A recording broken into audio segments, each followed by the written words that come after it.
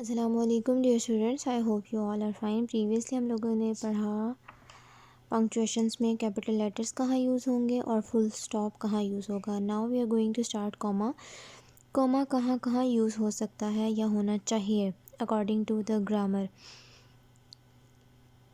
Comma is use to separate list of items in a sentence. जब हम एक list of items लिख रहे होते हैं एक सेंटेंस में, जब हम उसको लिस्ट आउट नंबर वाइज नहीं कर रहे होते, एक सेंटेंस में लिख रहे होते हैं, तो हम कॉमास पुट करते हैं और लास्ट जो आइटम है उससे पहले एंड यूज़ होता है।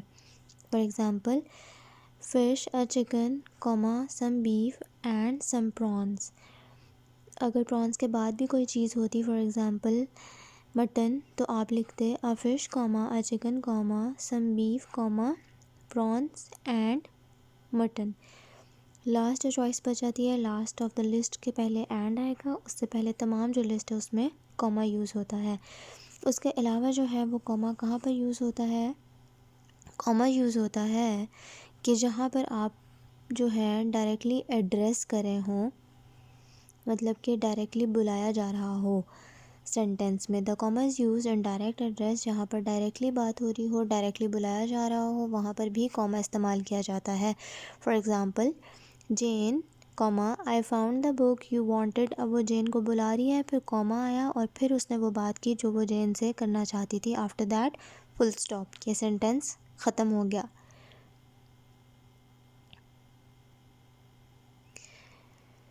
First letter of the sentence जो है वो कैपिटल है। कॉमा के बाद आई इसलिए कैपिटल है क्योंकि I will always be capital, I capital में ही लिखा जाता है, लेकिन अदरवाइज़ कॉमा के बाद के लेटर्स जो हैं वो स्मॉल में होंगे।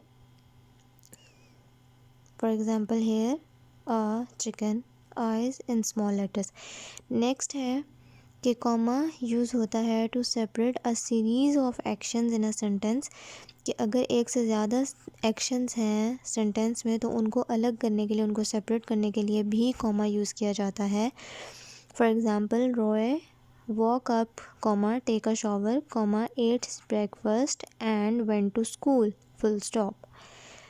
तमाम कामों के दरमियान जो है कॉमा यूज़ किया गया टू सेपरेट देम, और फिर एट द एंड यूज़ किया गया, एट द एंड यूज़ किया गया लास्ट काम के लिए पहले। After that in the end of the sentence full stop. Last rule of comma, कहाँ पर कॉमा अप्लाई होना चाहिए, वो ये कि डायरेक्ट स्पीच में होना चाहिए। जैसा कि हमने पढ़ा था कि डायरेक्ट स्पीच में कैपिटल लेटर कहाँ यूज़ होता है, जब हमें कॉमा के बाद इन्वर्टेड कॉमास में लिखना शुरू करते हैं। डायरेक्ट स्पीच का पहला वर्ड जो है, पहला लेटर जो है वो कैपिटल होता है। अब डायरेक्ट स्पीच से रेलिवेंट एक और बात ये है कि इसमें कॉमा यूज़ किया जाता है कब, इंट्रोडक्शनरी जो हमारा सेंटेंस है उसके बाद कॉमा, और फिर आता है हमारा कोटेड सेंटेंस या कोटेड चीज़ जो भी हम लोगों ने मेंशन करनी है। After that full stop.